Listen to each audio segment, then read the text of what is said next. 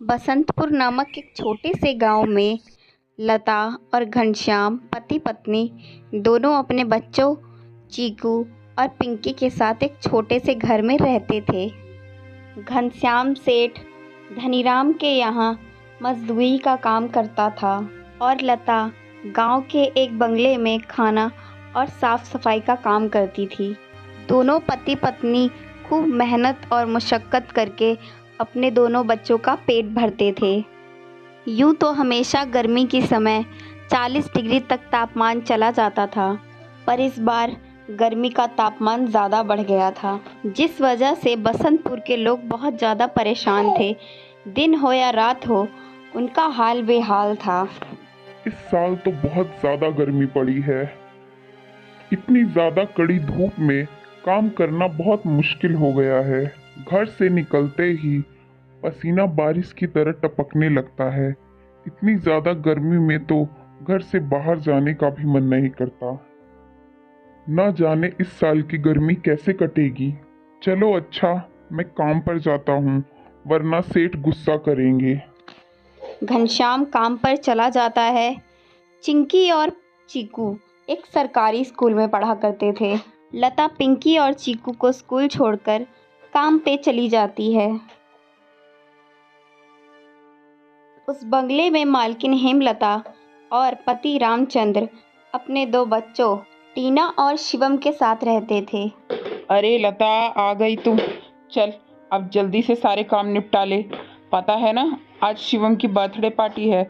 4 बजे से पहले सारे काम हो जाने चाहिए और घर की तैयारियां भी करनी है। और हाँ, इसके बाद तुम घर सजाने में भी मेरी मदद करोगी। ठीक है मालकिन, पहले मैं जाकर सारे घर के काम कर लेती हूँ, फिर मैं घर सजाने में आपकी मदद करूँगी। ऐसे लता घर के सारे काम करने के बाद हेमलता के साथ घर को सजाने में मदद करती है। हेमलता और लता पूरे घर को मिलकर अच्छे से सजा देते हैं।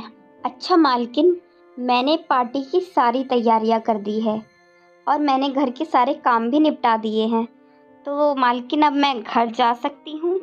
हाँ ठीक है, लेकिन आज पता है ना तुमको शिवम की बर्थडे पार्टी है, तो 7 बजे अपने बच्चों के साथ चली आना। और हाँ, मुझे तुम्हारी थोड़ी मदद की भी ज़रूरत होगी। ठीक है मालकिन, मैं शाम के समय बच्चों के साथ यहाँ पर आ जाऊँगी।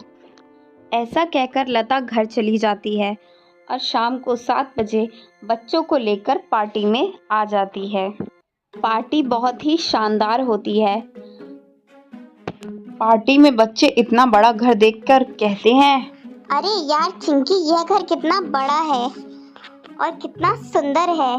बाहर देखो कितनी गर्मी है, फिर भी इनके घर में देखो कितनी ठंडक लग रही है। पिंकी और चिंकी की बातें शिवम सुन लेता है और कहता है, अरे यह घर ठंडा इसलिए लग रहा है क्योंकि हमारे हर घर के कमरे में एसी लगा हुआ है। ओह, मतलब एसी लगाने से घर ठंडा हो जाता है। दीदी, हम भी अपने पापा से घर में एसी लगाने के लिए कहेंगे ना, हमारे घर में भी बहुत ठंडा लगेगा। चलो बच्चों, इधर आओ, केक काटने का टाइम हो गया है। जब केक कटने लगता है तो चिंकी और चीकू एसी की ठंडी हवा खाते खाते शिवम की कमरे की तरफ चले जाते हैं और कमरे के बाहर खड़े होकर एसी की ठंडी ठंडी हवा का मजा लेने लगते हैं। एसी की हवा खाते खाते दोनों अंदर चले जाते हैं। दीदी, यह कमरा तो सबसे ज़्यादा ठंडा है, इसमें कितनी ठंडक है। और दीदी, ये देखो, ये बिस्तर कितना सुंदर है, एकदम मखमल जैसा। दोनों बेड पर बैठ जाते हैं और एसी की ठंडी ठंडा हवा लेने लगते हैं।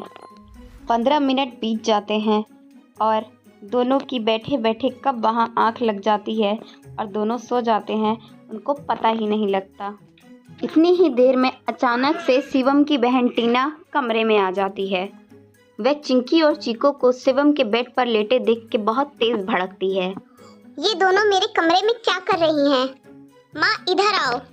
आगे की कहानी देखने के लिए चैनल को लाइक और सब्सक्राइब ज़रूर करें।